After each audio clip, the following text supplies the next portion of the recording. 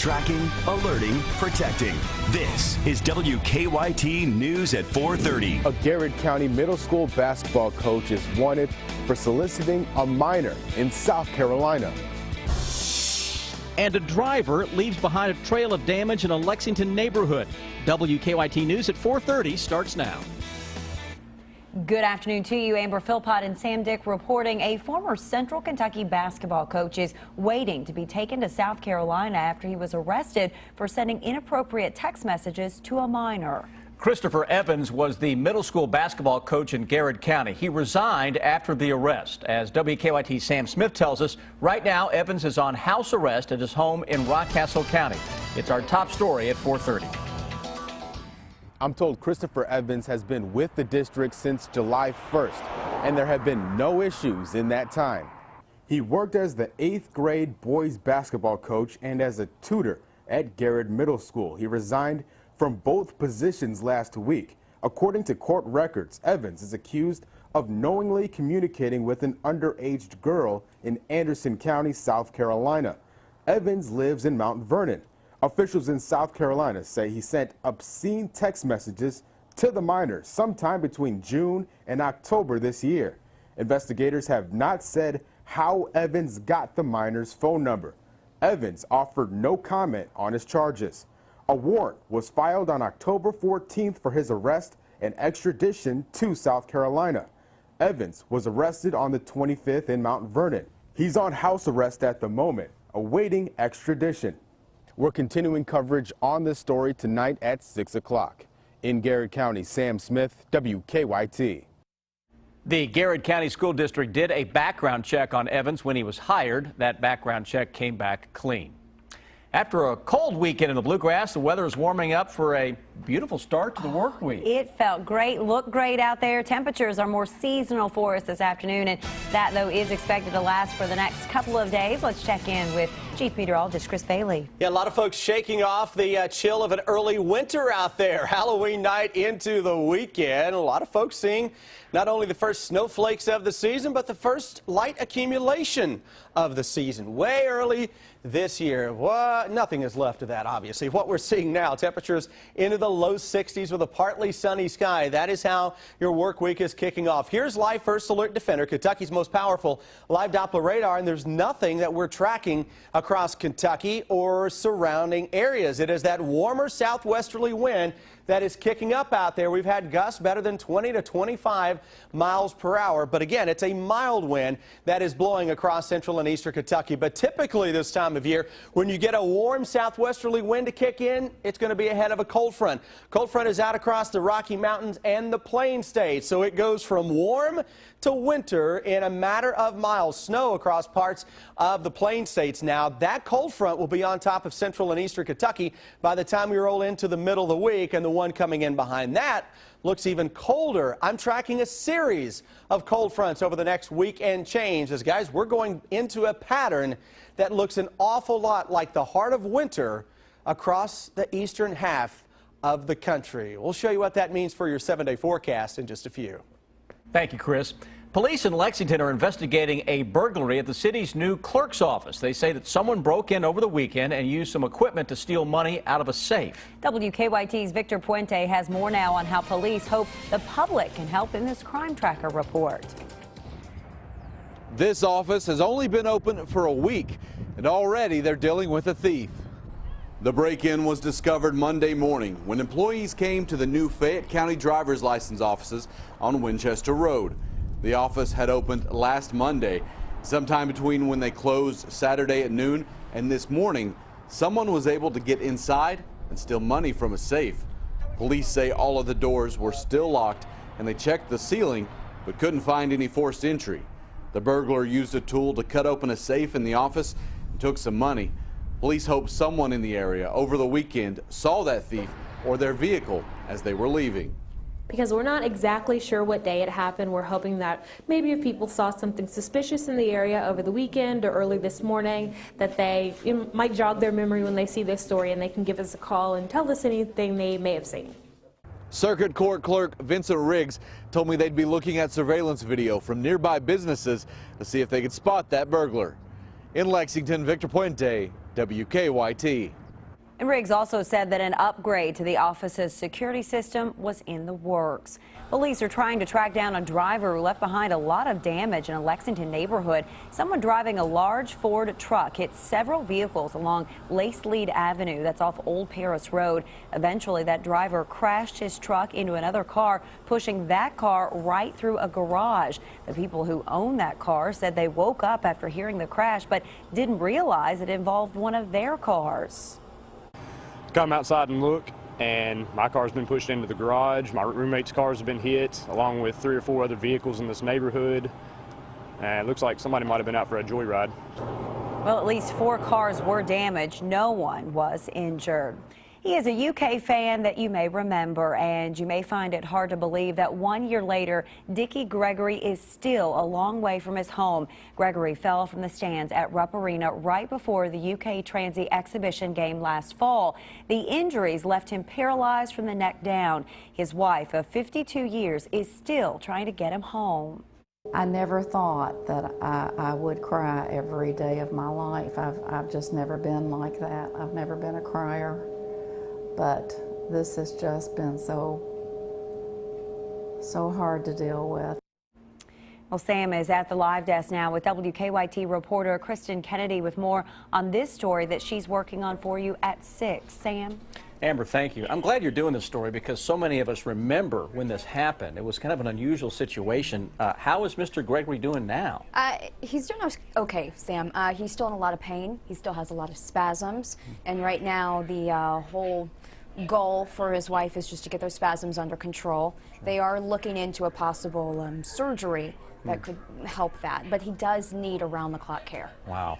What are the long-term care plans like for him now? Mrs. Gregory just wants to bring him home. So she, as you'll find out in the story tonight at 6, they have their home up for sale. They are looking for a handicap-accessible home, somewhere that they can bring him, where he can have nurses visit him so he no longer has to be in a nursing home facility.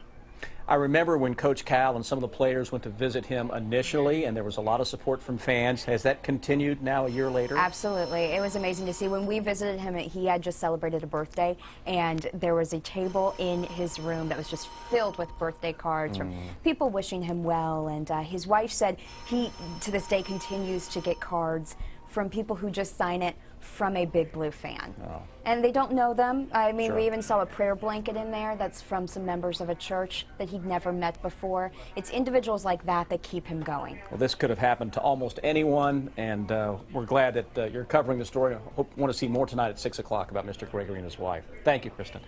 Amber.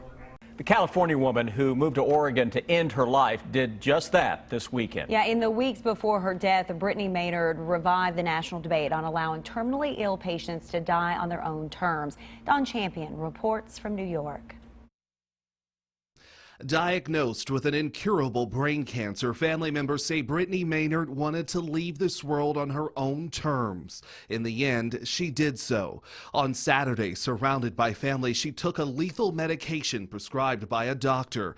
In her online obituary, family members wrote, while she had longed for children of her own, she left this world with zero regrets on time spent, places been, or people she loved in her 29 years. I hope my family is still proud of me and the choices I made. Last week, in a video posted online, it seemed Maynard struggled with her decision to die before cancer destroyed her. I still laugh and smile with my family and friends enough that it doesn't seem like the right time. She went public in October with her plans to end her life on November 1st. After doctors gave her only 6 months to live, she and her husband moved to Oregon. It's one of 5 states where it's legal for doctors to help terminally ill patients take their lives. I don't want to die. In an interview with CBS's Jan Crawford 3 weeks ago, Maynard defended her decision. No, cancer is ending my life. I am choosing to end it a little sooner and in a lot less pain and suffering. Before her death, Maynard publicly crossed off items on her bucket list. Her final one, visiting the Grand Canyon. Don Champion for CBS News, New York. In her final Facebook message, Maynard wrote, quote, "The world is a beautiful place. I even have a ring of support around my bed as I type goodbye world. Spread good energy and pay it forward." Since 1998, more than 750 people in Oregon have died using the state's aid in dying law. Comedian Chris Rock stirring up some controversy during his return to Saturday Night Live. We'll find out why he is getting some backlash from his opening monologue coming up. This year's CMA Awards are only a few days away, and Music City is getting ready. And our Deanne Stevens is down in Nashville for all the excitement, and she's with Dustin Lynch. Hi, Deanne. Hey, good afternoon, guys. We are here in Nashville for CMA Week, and what a way to kick off CMA Week. We got some guy named Dustin Lynch in the house. What's up? Officer Don gets a little jealous when I talk about you. Can you believe that? The hat's a power move. It just makes him a little taller. See, that's you figured it out. That's the genius behind the hat. It's better than heels, right? Like he tries for heels to make him taller. What's going on with Dustin Lynch right now? You were in Lexington this summer. For I Red, was. White, What Boom. a party! Holy cow! Incredible party, isn't it? It was fun.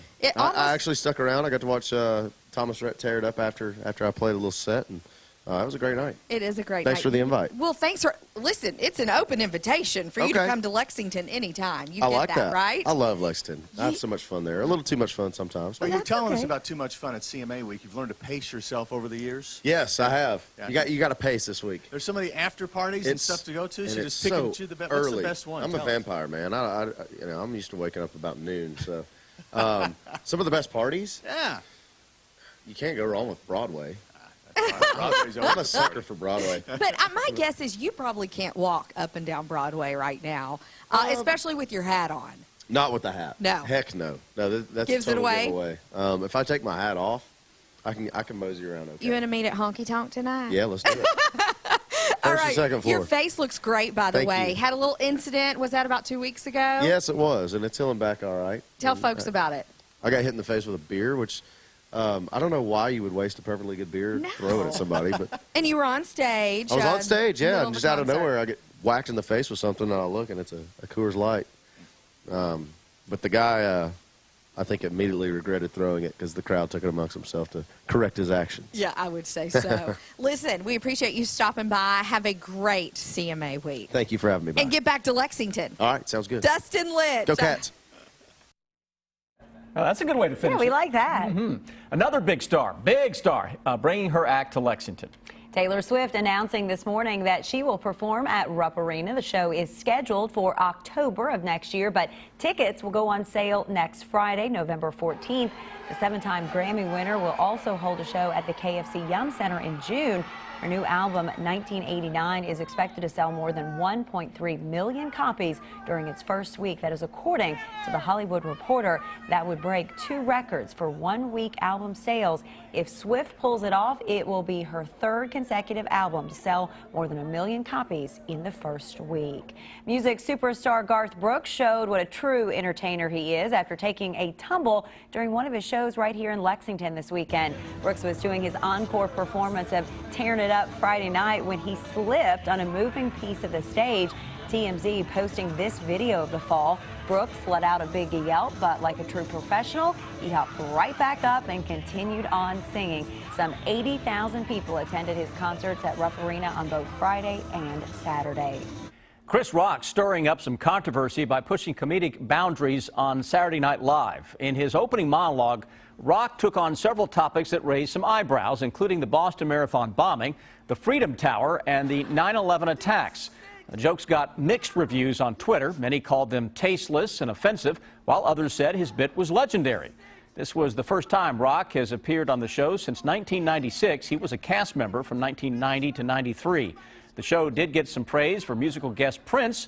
He performed a medley of songs off his 2 new studio albums during an 8-minute performance.